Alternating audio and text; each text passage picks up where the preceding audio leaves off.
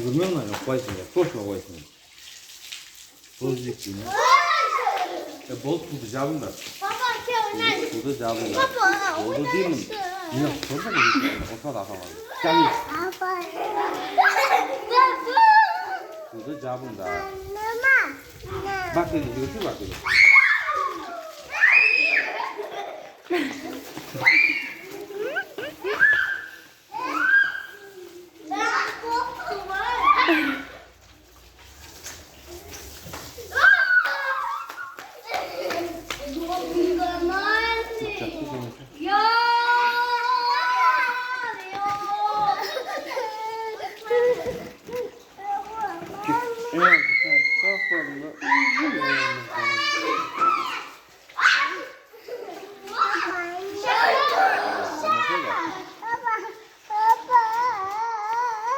Sürmüşüm. Aytbayışım oturmalı.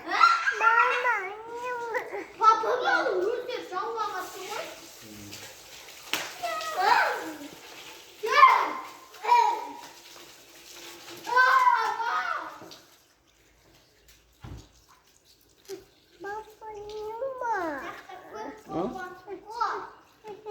Soğukkanyaga su çak. Bu arada basseynge tushunun gerek yok mu nadan keyin?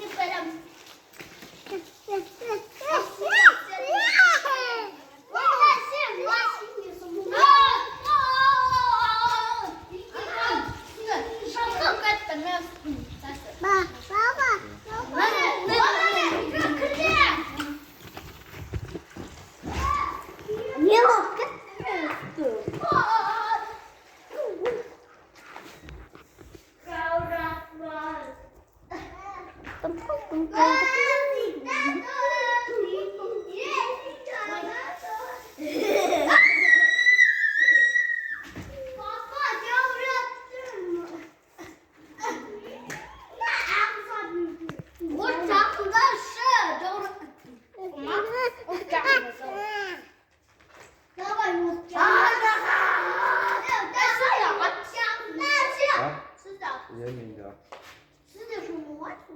Korkça olmuyor. Ona cilde kat. Almasın. Ona sen. Onu sıkar gelir. Cilde.